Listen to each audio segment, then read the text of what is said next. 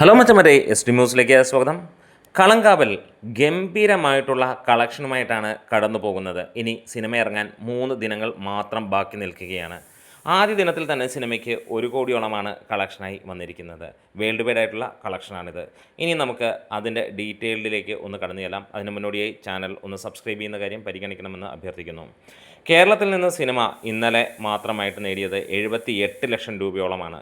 Rest of ഇന്ത്യയിൽ നിന്ന് 2 ലക്ഷത്തോളം രൂപയാണ് സിനിമയ്ക്ക് നേടിയതായി പുറത്തു വരുന്ന റിപ്പോർട്ടുകൾ.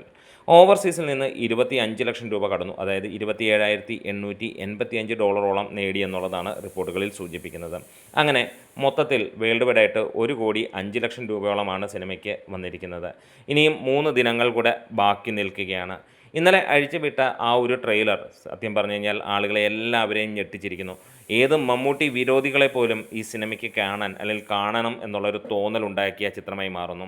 ഇവിടെ മമ്മൂട്ടി പറഞ്ഞ ഒരു വാക്കുണ്ട്, വേറെ ഒന്നുമല്ല, തന്നിലെ നടനെ അല്ലെങ്കിൽ തൻ്റെ ഉള്ളിൽ ഉറങ്ങിക്കിടക്കുന്ന അല്ലെങ്കിൽ താൻ എന്ന ആ ഒരു നടനെ പരിപോഷിപ്പിക്കാൻ തനിക്ക് എന്തെങ്കിലും ചെയ്തേ കഴിയുകയുള്ളൂ. ഒരു താരം എന്നുള്ളതിന് മുകളിലേക്ക് ഉള്ളിലുള്ള നടനെ അതിന് ഭക്ഷണമായി എന്തെങ്കിലും കൊടുക്കണം. അതുതന്നെയാണ് കളങ്കാവൽ എന്ന ചിത്രത്തിൽ പറയുന്നത്. ഇതുവരെ മമ്മൂട്ടി പറയാത്തൊരു കാര്യം കൂടെയുണ്ട്. ഈ ഒരു 430 മുകളിലുള്ള സിനിമകൾ അഭിനയിച്ച മമ്മൂട്ടി ഇതുവരെ അദ്ദേഹത്തിൻ്റെ അഭിനയത്തെക്കുറിച്ചൊന്നും തന്നെ പറഞ്ഞതായി നമ്മൾ കേട്ടിട്ട് പോലുമില്ല. പക്ഷേ ഇത് തനിക്ക് ഇതുവരെ ചെയ്തതിൽ നിന്ന് ഏറെ വ്യത്യസ്തത പുലർത്തുന്നതും താൻ ഇതുവരെ ചെയ്തിട്ടില്ലാത്ത തരത്തിലുള്ള ഒരു പരീക്ഷണവുമാണ് എന്നുള്ളത് തന്നെ മമ്മൂട്ടി പറഞ്ഞിരിക്കുന്നു. കാത്തിരിക്കാം നമുക്ക് ഈ ഒരു സിനിമയ്ക്ക് വേണ്ടി. എന്താണേലും ഇതിൽ പ്രതിനായകൻ എന്ന് പറഞ്ഞാൽ വില്ലൻ കഥാപാത്രമായി മമ്മൂട്ടി വരുമ്പോൾ നായകനായി വിനായകൻ എത്തുന്നു. വിനായകൻ്റെ സൈഡ് നമുക്കറിയാം ഏറ്റവും ഗംഭീരമായി അവതരിപ്പിക്കുന്ന ഒരു നടൻ തന്നെയാണ്. മമ്മൂട്ടിയും വിനായകനും ചേരുമ്പോൾ അത് അഭിനയത്തിൻ്റെ ഒരു മാറ്റുലി നമുക്ക് കാണാൻ കഴിയും.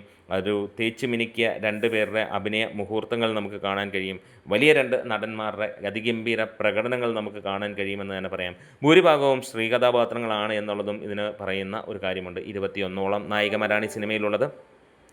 മമ്മൂട്ടിയും പുരുഷ കഥാപാത്രങ്ങളായി കുറച്ച് പേരേ ഉണ്ടാവുകയുള്ളൂ എന്നുള്ളതുമാണ് റിപ്പോർട്ടുകൾ വരുന്നത്. എന്താണേലും കളങ്കാവലിന് വേണ്ടി ആരൊക്കെയാണ് കാത്തിരിക്കുന്നത് ഒന്ന് പറയാം. നിങ്ങൾ ടിക്കറ്റ് ബുക്ക് ചെയ്തവരാണെങ്കിൽ അതൊന്ന് പറയാം. പലരും ടിക്കറ്റ് ബുക്കിംഗ് തുടങ്ങിയോ എന്നൊക്കെ പലരും ചോദിച്ചിട്ടുണ്ടെങ്കിൽ ടിക്കറ്റ് ബുക്കിംഗ് തുടങ്ങിയിട്ടുണ്ട്. ഇങ്ങനെ ഒരു സോഷ്യൽ മീഡിയയിലൊക്കെ നമുക്ക് കാണാൻ കഴിയുന്നു. അല്ലാത്തവർ ബുക്ക് മൈ ഷോയിൽ കയറി നോക്കിക്കഴിഞ്ഞാൽ തീർച്ചയായും നിങ്ങൾക്ക് നിങ്ങളുടെ ഏരിയയിൽ ടിക്കറ്റ് ബുക്കിംഗ് ഒക്കെ തുടങ്ങി. പല സ്ഥലങ്ങളിലും 5 ഷോയിൽ നിന്ന് 11 ഷോ വരെ ആക്കിയ കാര്യങ്ങളും ഇന്ന് പുറത്തു വരുന്നുണ്ട്. നമ്മളുടെ വീഡിയോസ് ഇഷ്ടമാണെങ്കിൽ ഒന്ന് സപ്പോർട്ട് ചെയ്ത് തരണം.